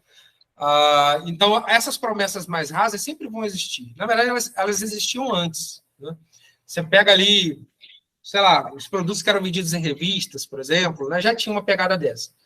As promessas específicas, essas coisas mais segmentadas, também sempre vão existir. Então, eu acho que vai ter espaço para tudo isso. O grande X da questão está em saber quando fazer uma e quando fazer outra. Tá? E aqui, cara, eu falo de mim. Eu já tive dificuldade. Por exemplo, por ser da escola do marketing direto, quando eu fui fazer um lançamento de um determinado especialista que era para fazer para topo de funil, eu estava destreinado, cara. Eu tomei uma surra para fazer. Entendeu? Então, hoje, por passear dos dois lados, eu sei quando ligar uma coisa ou outra. Então, assim, o mercado vive de fases, mas, assim, independente se você está vendendo um produto para topo de funil, para a galera, para as massas, né? Está fazendo uma pegada mais voltada para o branding, para marketing de massa, ou você está fazendo algo mais segmentado, você precisa de pesquisa. Total. Essa ofensa aí que aconteceu, a pessoa se ofendeu, você falou de pesquisa, isso acontece muito, mas é porque o cara ou aprendeu errado ou ele é preguiçoso. Mas todos os meus alunos... Ou os dois. Ou os dois. Todos os alunos que passam pelos meus treinamentos, as minhas mentorias, ou leem os meus livros, sabem, cara, que eu bato nessa tecla. Pesquisa é 70% do copy, né? Então não dá. Eu sei que lançamento tem essa pegada de, às vezes, o cara tá ali, tá fazendo e tá rodando, e às vezes não tem tempo de fazer uma pesquisa aprofundada, mas até nisso dá para fazer, tá? Você está construindo... Até mesmo no Time Product dá para fazer. Claro. Se você está no Time Product, você faz. Sim, mas aí você vai ter menos tempo, né? Você vai ter aqueles 2, 3 dias. Exatamente. Eu falo disso. Você tem ali 2, 3 dias e... Isso, no livro de ouro do Copyright eu falo sobre isso. Como fazer pesquisa com pouco tempo. Esse ano eu fiz um movimento muito interessante, cara. O ano passado, eu fiz... Teve meses de eu escrever copy para 4 lançamentos. E tá gerenciando mais 3. Foi uma loucura, cara. Quase tive um burnout. Eu estava trabalhando com uma grande lançadora. Foi uma baita experiência. Gostei muito, ganhei grana, ganhei experiência. Mas esse ano eu decidi, entre aspas, descansar. Eu falei assim, vou voltar para o meu mundo, vou fechar ali os meus clientes de consultoria, meus clientes de treinamento, fechei os bons contratos, mas eu fiquei muito mais no background esse ano, no low profile.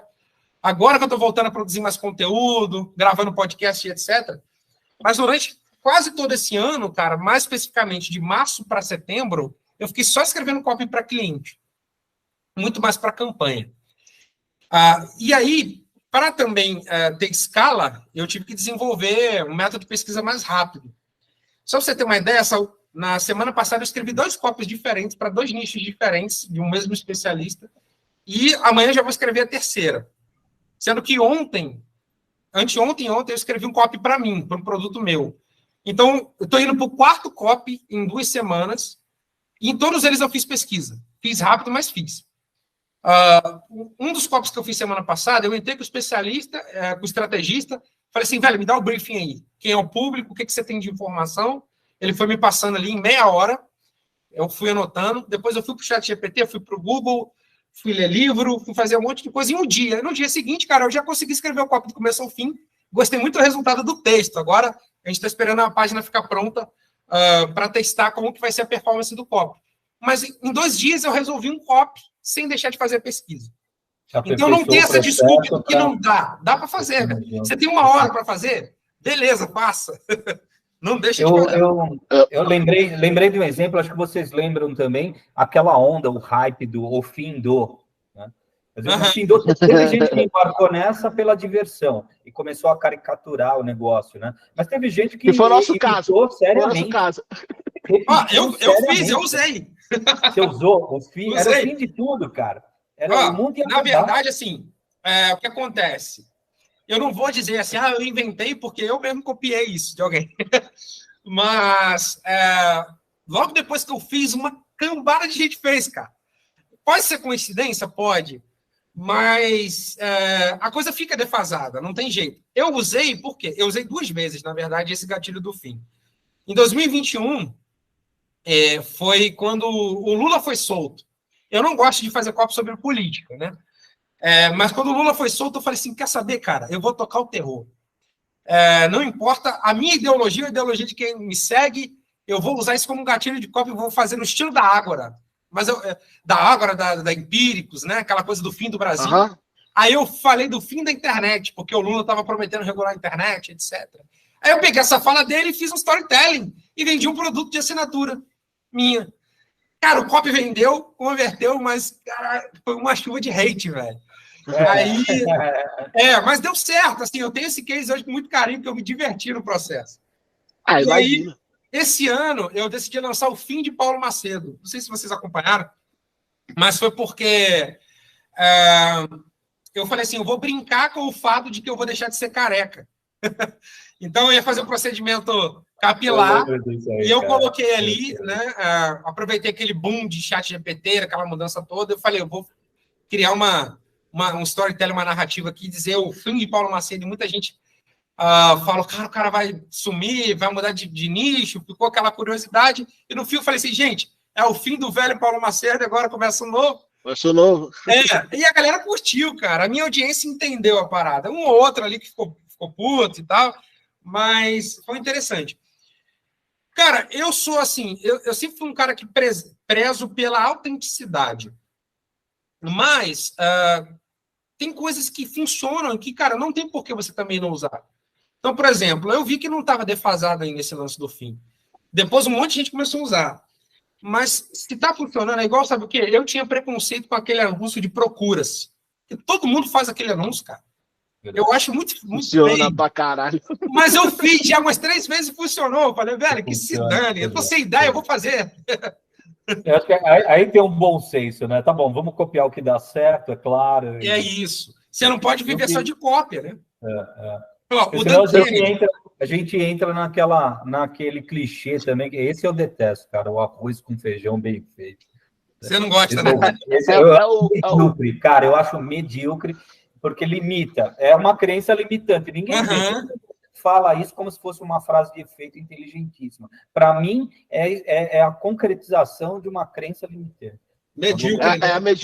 A mediocridade é o máximo, mas esse lance aí é que estamos no negócio de vender, né? Não de criar. Estamos aqui para vender, não para criar. A gente cria porque vende.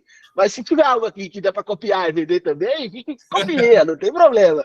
Esse lance do Procura, cara, eu salvei o lançamento com anúncios assim. O Expert era totalmente travado, não gravava vídeo, as fotos dele não convertiam. Eu botei uma foto de um cara apontando e botei procura-se, escrevi a cópia e bum. Foi o anúncio que mais captou, paramos todos os outros, deixamos captando. E graças a Deus, que senão nós ia perder dinheiro. Funcionou. Claro, mas é isso, velho. É saber quando usar também, né? Eu acho que tem muito disso. Eu queria voltar só um lancezinho que você falou lá atrás, que é sobre pesquisa. Eu vejo um lance também da galera ficar refém de... Pode falar, da pesquisa do Google. Bota a pesquisa lá para sua audiência responder, que você vai ter tudo. Você usa essa pesquisa, como você usa essa pesquisa. Você falou, eu fui em livros. Cara, pesquisar em livros é legal, ir em jornal, ir em revista. Como é que você faz sua pesquisa? Como é que você ajeita a sua pesquisa, né? Tá, cara, eu sou muito metódico com a pesquisa, no entanto que eu criei um processo de pesquisa chamado As 7 Sagradas Premissas, que está no livro vermelho, que eu já atualizei, mas infelizmente ainda não consegui botar novo no livro, mas aí como é um conceito ali, eu falo, cara, adapta da tua maneira, né? Então, As 7 Sagradas Premissas é uma metodologia que eu criei de pesquisa. E tem uma outra que eu gosto muito, cara, que é as 10 perguntas de diagnóstico do Dan Kennedy. São 10 perguntas que você faz, se você souber responder, você já tem ali o que você precisa para destilar o seu copy. E além dessas 2 metodologias, cara, eu não descarto nenhuma possibilidade de você obter informação. Então, por exemplo, falei do ChatGPT, que eu uso muito mais para pesquisa do que para escrever copy especificamente. Tem um documento que eu uso, que eu sempre que eu dou uma aula de pesquisa eu mostro para a galera, que são 8 ou 9 maneiras de você também fazer pesquisa. Então, eu vou para o Google ler o que as pessoas falam sobre aquilo. Eu gosto muito de ler, cara, comentários de vídeos no YouTube, dependendo do nicho. Por exemplo, em 2021 eu fui lançar um produto sobre delivery. Nunca tinha escrito sobre esse nicho. Fui fazer minha pesquisa e fui assistir, cara, videoaula de delivery. Como empreender com delivery. Na pandemia estava uma febre isso. E aí, cara, nos comentários dos vídeos eu sabia o que a galera queria. Por exemplo, cara, eu tô querendo fazer um delivery porque meu marido ficou desempregado, um delivery de batata. Então eu já sabia que tinha uma galera ali que estava com uma virada emocional, tinha perdido emprego e tal. E isso é muito bom para o copy. Cara, você quer saber, a principal fonte de pesquisa do lançamento bem-sucedido do Mais Perto que o Diabo foi avaliações do livro na Amazon. Tinha a versão em inglês, que tinha mais de 12 mil comentários na época, acho que agora já passa dos 20 ou 30 mil. O que eu fiz, cara? Eu fiquei 2 dias traduzindo aquelas avaliações e jogando num documento. Tudo que as pessoas falavam de positivo do livro, eu falei, tá aqui os bullets do que eu vou falar sobre o livro. Tudo que tinha de negativo eu usei para matar a objeção. Então, olha só, cara, que eu tinha mais de 2.000 pessoas falando bem do livro, ou mal. Isso E você não rodou a pesquisa do Google.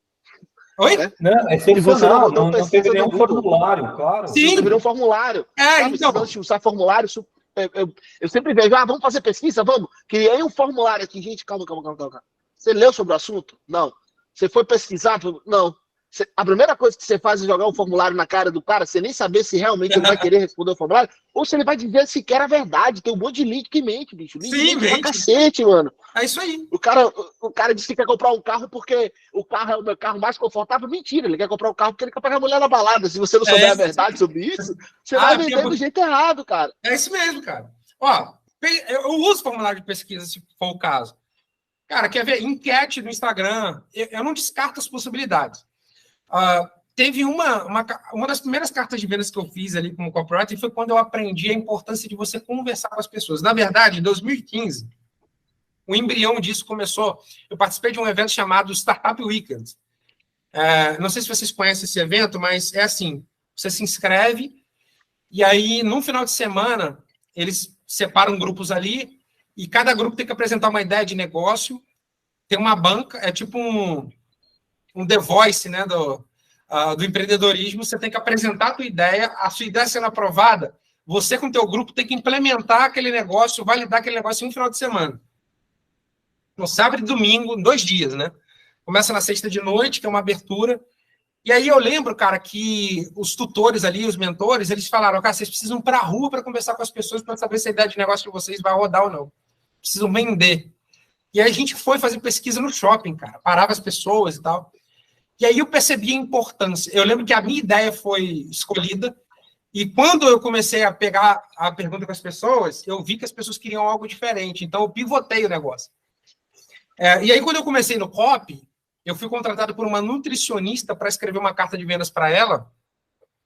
E eu lembro que eu entrei nos grupos, ela tinha ali uns grupos de alunas e tal. Eu percebi que o público dela eram mulheres de 28, de 25 a 30 anos, uma coisa assim, não lembro. Eram mães de pelo menos 2 filhos, casadas e que estavam acima do peso. Né? Queriam emagrecer, seguiam o nutricionista ali e tal. E aí eu percebi, cara, que dentro do meu ciclo de amizade, né, de conhecidos, de familiares, tinham pessoas com aquela característica, mulheres, né? E aí eu comecei a mandar mensagens no WhatsApp para algumas delas, minhas primas e etc, cara. E, cara, elas me deram muitos insights.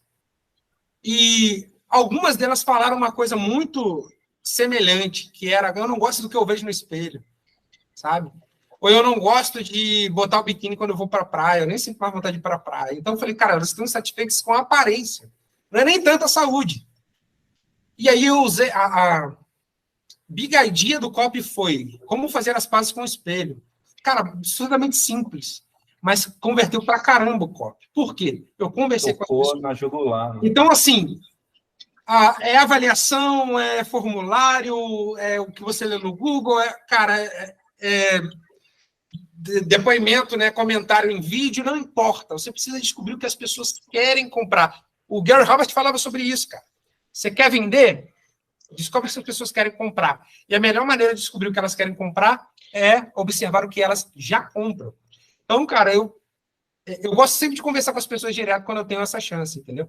Essa é a minha principal fonte de pesquisa. O Stephen King fala sobre isso. Bela Mas ele não fala sobre venda, né? Ele fala sobre escrita, né? Quando você vai escrever um livro, você tem que ter uma pessoa para quem você escreve. Essa pessoa deve ler, se é a primeira pessoa a ler o livro. Se a pessoa não comprar a ideia do livro, você volta pro seu quarto, se tranca e só segue lá quando a ideia estiver boa. Eu gosto dessa ideia de, tipo, se apresenta a ideia para quem é seu cliente ideal, né? O Stephen King fala que o cliente ideal dele era a esposa dele, que era a pessoa que lia todos os livros, é a pessoa que lê todos os livros dele, é de todo mundo, né? Mas eu acho que é bom você ter isso aí, tipo, olha, você foi na rua, né, apresentar a ideia de uma startup, olha, essa ideia, esse produto aqui, você compraria? Ah, não compraria. Por que você não compraria? Ah, não compraria por isso, muito obrigado, senhor. Vamos pro próximo. Aí você pega bastante informação e depois você volta para casa e fala assim, olha, vou ter que pivotar essa ideia aqui. Porque a ideia que eu tive era uma, o produto que as pessoas querem é outro, completamente diferente. É isso mesmo, cara. É bom saber disso. Cara, sabe o que eu vi aí? Comparando o formulário de pesquisa com uma caixa de comentários de avaliação de um produto, eu não vejo, eu vejo a caixa de comentários até como uma coisa mais legítima e espontânea que há do que o formulário. O formulário, o cara se prepara, ele pensa, ele produz a resposta. No comentário, na revisão, cara, ele é espontâneo no último, né? É isso mesmo. Porra, então, cara, quer fonte melhor do que realmente entender um ser humano do que a gente só tem um desafio com relação a isso aí. A gente só tem um desafio. Que brasileiro tem uma mania de comentar. Por exemplo, cara, ele vai avaliar o produto, ele fala assim: chegou rápido embalado. Cara, eu quero saber chegou rápido, chegou embalado. Essa é muito boa, né? Essa é muito boa. Produto muito bom. Obrigado. Comentário. Preguiça. É preguiça, né, meu? Cara, Paulo, excelente, cara. Excepcional. A gente já, de alguma forma, está caminhando aqui para o final do programa. Eu quero aproveitar e agradecer imensamente o que você falou nessa última hora e meia aí. Serviu não só, acho que, para elevar o nível do copyright, como também para nós mesmos, cara. Nós mesmos, como aí, debatedores, conversadores como você, para melhorar os nossos processos. E agora nós vamos para os livros, meu caro. Vamos falar de livros sobre o escritor. Temos uma sequência aí, um ping-pong, estilo Marília Gabriela. E tá aí, ó, o nosso amigo Jay Santos, loiro, cabeludo, né, que vai te jogar um ping-pong. Ele vai te soltar a casca de banana e você... Pum! Deixa eu só arrumar minha franja aqui que tá no meu olho. Essas coisas de quem tem cabelo grande, bonito, Elisa, meu Deus do céu, deve ter, sei lá, tem mais tempo que eu não tenho cabelo do que eu tenho. Mentira. Eu perdi o cabelo com os 22 anos. Ainda não cheguei nessa parte. Mas um dia chegarei lá. Pô, cara, ó, as perguntas sobre o livro, eu acho que a maioria vai ser a resposta de livro seu, pelo que você falou dos seus livros aqui, e pelas sinopses que eu li. Mas vamos lá, né? Você tem algum livro pra... você pode indicar seus livros também, é o ideal, né? Você tem algum livro para ler quando você está triste, assim, você está se sentindo meio para baixo, vendo uma sequência de lançamento ruim, de copy que não converteu? Você tem um livro para ler que você fala assim, bom, valeu, agora eu posso voltar e trabalhar. Cara, eu sou um cara cristão, né? Então, assim, a Bíblia, ela é o meu manual ali de instrução, cara. Eu leio, tem muitas palavras de motivação, de incentivo, né? Eu gosto de ler os evangelhos, Salmos, cara, os Salmos me renovam, né? Então, a Bíblia, até com uma aqui na minha mesa, Bíblia do Peregrino, é um livro que eu leio quando estou triste, cara. Quando eu estou triste, quando eu estou feliz, quando eu estou motivado. Agora, se eu pudesse citar um outro livro nesse aspecto, que é assim, eu gosto de alguns livros de autoajuda, não gosto de todos, né? Eu acho que tem muita porcaria no mercado de autoajuda. Mas se tem um livro que eu gosto, ou os livros, né? Já até citei aqui o Napoleão Hill, é o Quem Pensa Enriquece, é um livro que eu gosto de reler, e A Lei do Triunfo também, né, que é um precursor desse livro, porque ali, cara, tem alguns ensinamentos que eu acho que superam essa questão da autoajuda barata, né? O Napoleão Hill, na verdade, ele foi muito esperto, ele pegou, ele fez a entrevista ali com a galera e tal, mas ele pegou muita sabedoria antiga e compilou ali para deixar o livro bom. Então, eu gosto de ler. E o Mais Perto que o Diabo também, eu quase não leio aquela entrevista que tem lá. Eu gosto de ler o começo, quando ele próprio conta que ele estava pensando em desistir de tudo, e foi quando ele teve um insight e mudou a vida dele. Eu sempre gosto de reler aquilo ali, quando eu estou desanimado, quando eu perco o sentido, porque é muito bom essas leituras. Então, se tem 3 aí, né? 3 ou 4. 4, mas vamos lá, é bom. Só leitura boa aqui. Esse Quem Pensa Enriquece, eu nem sabia que ele era o precursor do Lei do Triunfo. O Lei do Triunfo vem antes. O Lei do Triunfo vem antes. O Lei do Triunfo. A Lei do Triunfo. O Lei do Triunfo é um bitelão, né? Aí o que alguém aconselhou Napoleão Hill de fazer uma versão, mas são os mesmos princípios. Aí ele criou um best-seller, né? Aí vendeu muito. Então, A Lei do Triunfo veio a reboque depois, mas o Quem Pensa Enriquece é uma versão popstar aí do Lei do Triunfo. Que doido, eu só li Lei do Triunfo, não li Quem Pensa Enriquece. Vamos pensar para ler. Mas e agora a gente vai para outro tema. Tipo, que livro fora do marketing mais te ensinou sobre marketing? Um livro fora do marketing que mais me ensinou sobre marketing. Cara, eu não sei se eu vou conseguir citar um. Deixa eu pensar aqui. Cara, eu gosto muito de literatura, então eu vou citar alguns que eu considero que me ajudaram a ser um bom contador de histórias. O Velho e o Mar, do Ernest Hemingway. Esse livro é curtinho, tem gente que fala assim que a escrita é pobre, mas eu acho que o Ernest Hemingway ele era um baita escritor, escrevia de forma simples e engajadora. É fabuloso. Então, gosto muito desse livro. As Aventuras de Tom Sawyer. É um livro infanto-juvenil, escrito pelo Mark Twain. Você gosta desse livro? É foda pra caralho. Não, a leitura, assim, quando tinha 8, 9, 10 anos de idade, você lê esse livro. Sim. Eu gosto muito desse livro, cara. Eu li esse livro, eu já era adulto, cara, mas eu leio, releio, gosto muito dele. Eu acho que é uma baita história e o personagem, ele conversa muito com o meu eu criança, cara. Eu me vejo muito quando eu leio o personagem e falo assim, cara, eu era um garoto muito aventureiro igual a ele. Né? Esse livro... Você vira fã do Rush por conta... da história, né? Inclusive, eu sou um fã incondicional do Rush, cara.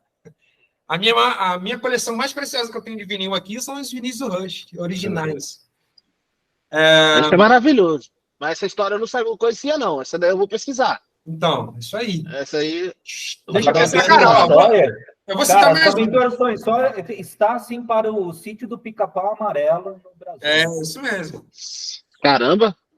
Vou citar mais um, Moby Dick, cara. Eu acho que esse livro é sensacional. É uma baita história também. E aí, por que eles me ensinaram sobre marketing, cara? Porque eu aprendi a ser um bom contador de história, ficar apaixonado por histórias, né? Caramba, já até trouxe ele aqui para botar na minha lista. Deu vontade de reler, eu vou procurar ele em algum lugar, deve estar empoeirado lá no quartinho da bagunça. Esse é um puta livro. Eu até coloquei na minha lista da Amazon aqui, para não esquecer. Pô, um livro desse aí, eu não li ainda, pô, tá errado. Vamos para o próximo, que é um livro que você lê quando você pensa em desistir. Esse daqui é batata. Se eu estiver desanimado, pensando em desistir, eu vou ler um livro. Se eu tiver que ler um livro, será esse. Quando eu penso em desistir, cara, deixa eu dar uma pesquisada aqui para não soar repetitivo. Quando eu penso em desistir. Velho, eu vou ter que... eu vou ter que chover no molhado. Eu vou ter que chover no molhado. A própria Bíblia mesmo, cara. Quando eu penso em desistir, me anima. A Lei do Triunfo também. São livros que eu sempre releio. Cara, a Lei do Triunfo eu releio todo ano, cara. No ano de janeiro. Pelo menos trechos, entendeu? Sempre consulta. Sempre consulto. Isso aí. Inclusive, já é a resposta de uma das próximas perguntas aí. Já é a resposta da próxima, na real. Não. Qual é o livro que você lê todos os anos? Exatamente, é a resposta da próxima pergunta. O livro que você lê todo ano. Já respondi por tabela aí. Já respondeu por tabela. Lei do Triunfo. Maneiro. Lei do Triunfo é um excelente livro, cara. Não lembro em que momento eu descobri esse livro, mas ele me deu uma guinada na minha cabeça, assim. Quanto ao trabalho aqui, né? Tipo, sei lá, a vida do músico é diferente, né? Ou seja, a gente chegou a ser músico, né? Só que eu vivi de música dos 17 anos aos meus 29, 28, 29 anos. Eu só trabalhei com música, eu nunca tive uma carteira assinada, sabe? Saí de casa, viver de música e tal. E aí, só que o músico lidar com dinheiro de um jeito péssimo. Absurdamente péssimo, mas isso é papo da hora. Um dia eu quero trazer um cara de falar de finanças pro músico. Muito bom, muito Porque, bom. meu Deus. E aqui, eu acho que eu já sei a resposta, mas eu ainda vou fazer a pergunta. Um livro para ler por toda a vida. Um livro que você nunca vai deixar de ler. Cara, esse aí eu vou quebrar o padrão. Além da Bíblia. Aliás, voltando aqui, né? Um livro para você ler quando pensa em desistir é o Me Recusa a Dar Errado. Boa. Fazer o merchan, né? Cara, um livro que eu vou ler até o final da minha vida é esse aqui, A Imitação de Cristo. Esse livro é maravilhoso. Além da Bíblia, cara, esse livro ele é muito marcante. Para mim é uma segunda Bíblia, porque ele é muito inspirador e nos faz, assim, descer do pedestal um pouco, né, cara? A gente lembra da nossa natureza e coloca o nosso olhar para Cristo, né, que é a razão de todas as coisas. Então, eu acho que esse livro eu vou ler até o final da minha vida, junto com a Bíblia, e eu uso ele como devocional. É um livro que, sempre que eu leio, eu aprendo de novo com ele. Excelente livro, excelente livro. Precisamos de humilhação, né? Isso, exatamente. Precisamos de humilhação. Pô, excelente. Paulo, maravilhoso, cara. Quero agradecer mais uma vez aí tua presença, tua participação, seus insights foram excepcionais. Cara, pode ter certeza que iluminou e contribuiu muito aí com o nosso projeto.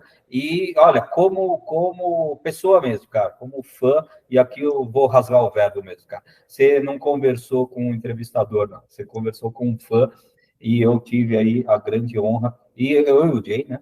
Tivemos a grande honra de tê-lo conosco aqui. Eu quero agradecer o seu tempo e a sua dedicação. Cara, eu fico muito feliz, você aqui. Fico muito feliz. Muito bom, muito bom. A gente pode ter um papo aí, falar de música qualquer dia desse aí, fazer um som também, quem sabe? Né? Pois é, vamos lá. Marcar um barulho, né? Fazer uma cop band. Eu tenho uma brincadeira que eu faço que é assim, cara, ó, você quer ser bem-sucedido no cop, seja um músico frustrado. Ó, eu sou músico frustrado, meu sócio é o Serginho Groove, cara, Marcelo Bragion toca violino, a gente tem o Vitor Damasio, toca guitarra, cara, a gente tem uma pancada de gente que toca essa música. O Leandro Aguiar já tocou com o PG, cara. Cara, inclusive, eu conheço ele dessa época. Eu também, pô. Ele era produtor musical. Eu já tive em show dele, fui no camarim trocar ideia com ele na época do PG. Muito doido. Inclusive, ele é um baita músico e produtor, cara.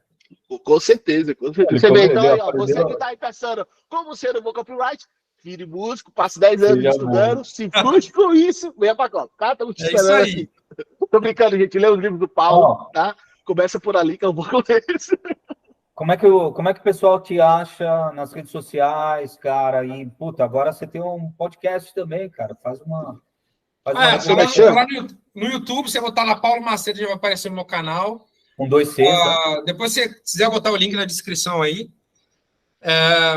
No Instagram, @paulo.macedo, Macedo com 2 Cs.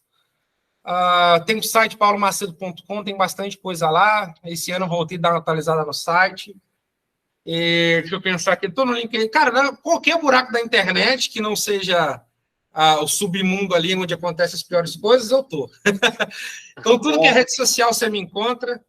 O nome do podcast é o teu canal mesmo. É o Paulo Macedo. Cara, o nome do podcast é Big Idea. A gente, na verdade, por falta de nome, a gente botou o nome da nossa agência, que é o Big Idea. A gente tem uma agência Big Idea, botamos o Big Idea Podcast.